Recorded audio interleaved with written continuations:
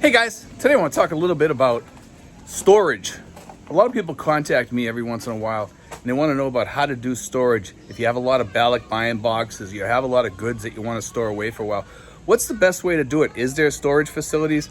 Is it better to rent a place, a cheap apartment or something like that, put a good deadbolt on it?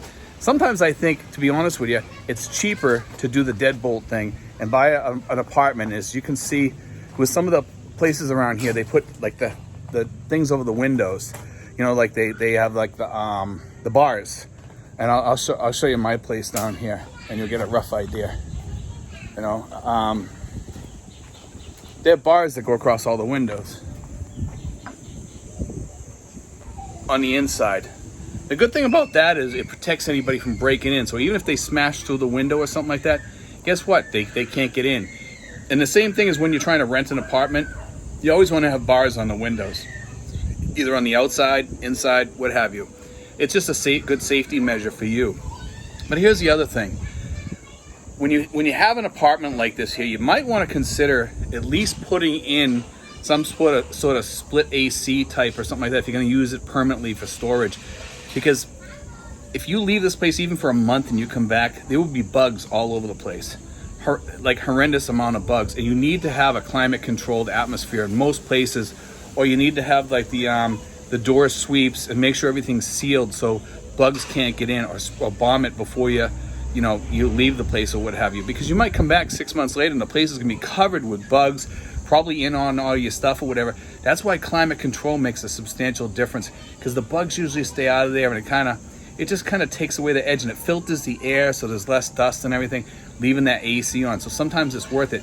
But if you don't want to spend that much money, there are other places out there that you can go to, storage facilities, places like that.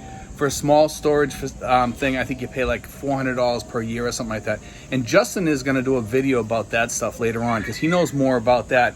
I'm going to let him cover that one, okay?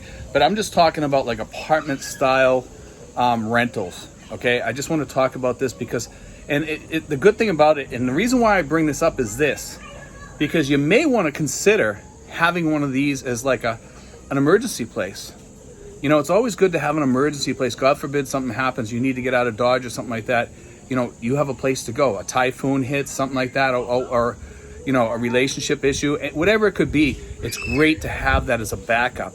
You know, you could be going through anything with, you know, who knows? You know, you could have an earthquake or something like that, or a fire, or some sort of damage, or something could happen in the neighborhood, a flood or what have you. God only knows what can happen. But it's good to be prepared for stuff like that all the time in the Philippines. And have a bed there. You know, use your living room as the storage place and have the bedroom with the AC, and maybe put a louvered thing on the door so that some of the air will blow out into the other room, and keep it climate controlled out there too. Have one made if you have to, you know, the louvers, so that the heat and cold can go back and forth or what have you. So at least some of the air is going out there, and it's keeping it climate controlled. It's controlling the humidity so there's no mold or anything like that. You need to have some back and forth, okay? You need to have some back and forth there of airflow or whatever, because if there's no airflow, I mean, I walked into my storage facility just recently, and the place was infested with, well, it actually wasn't infested. It had dead bugs all over it. It had been sprayed already on that had killed all the bugs, but the bugs that were going in there and the residual bug spray had killed them. Okay, but there was a lot in there. You know what I mean? There was a lot of stuff going on in there. So I was like, you know, this is not good. You know, I was looking at it, I was like, this is really grungy and dirty, man. So I cleaned it all out and I swept it and everything. It was kind of a mess. But you know something? If you do what I said, and you put the climate control in there, and you have that backup, and you have like the reserve room to go to, because you have a shower in there, you have a kitchen sink and all that stuff. That's the best part about having a $60 apartment or $80 or $100 apartment.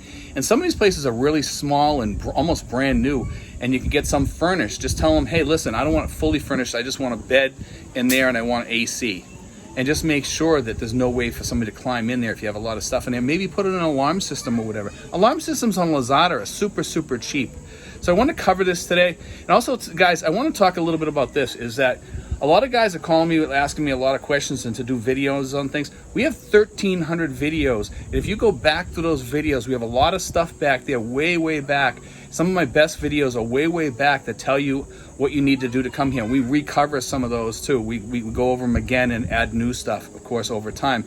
And we're about to start the process of starting over from scratch, but we're still going to keep on talking about some of the stuff that we talk about to keep it interesting for the people that have already, came here and they're expats already here, because I want to keep it interesting for all parties, including the newbies and also for the people that have settled here. And of course, we're going to, keep on covering all that stuff. We're going to cover the Taiwan stuff. We're going to cover the bases here. And also, I want to do a little thing about petty crime here, because petty crime is starting to pick up because of the new military troops coming in here, and also the excessive amount of expats that are coming in here. So we are going to touch on that pretty soon, guys. God bless. Take care. I hope you enjoyed today's video, guys.